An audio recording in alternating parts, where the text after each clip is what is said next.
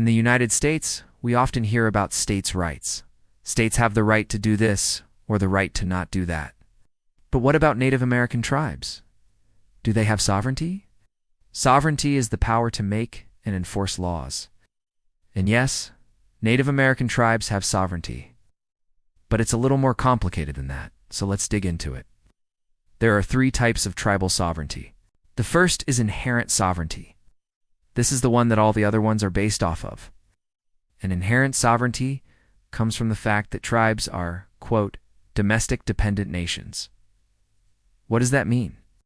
Well, imagine a big brother and little brother. The little brother is a child, so he's dependent on his big brother to take care of him, but he's not a little brother. He still has some independence. It's kind of how tribes are like dependent nations. They're part of the United States, but they're not states. They still have some independence. This means that tribes have the power to make their own laws, as long as they do in conflict with federal law.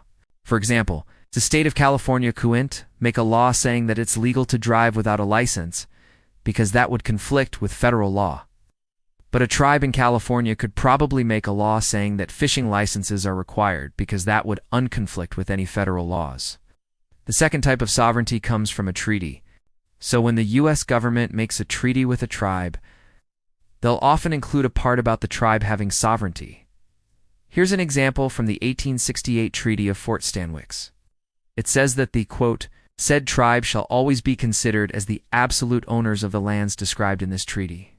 That means that the tribe has exclusive rights to those lands. No one else can make laws about those lands. Only the tribe can. The third type of sovereignty comes from a law called the Indian Self-Determination and Education Assistance Act. This act basically gave tribes the power to make their own laws about anything that affects them directly. So things like fishing, hunting, and even education. But just because tribes have sovereignty doesn't mean that they can do anything they want. They can't make laws that go against the Constitution or federal law.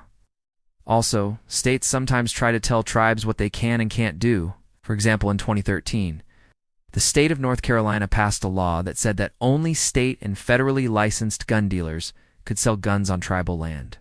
The state said that this was necessary to keep guns out of the hands of criminals. But the tribe said that this was a violation of their sovereignty. They said that they should be able to sell guns on their land because they've always been allowed to. In this case, the Supreme Court sided with the state. They said that states have more power over what happens on tribal land than we thought they did. So that's a quick breakdown of Native American sovereignty. You think that tribes have too much power, or just the right amount? Or do you think that states have more power over tribes than they should? Comment your thoughts below. I'm the host.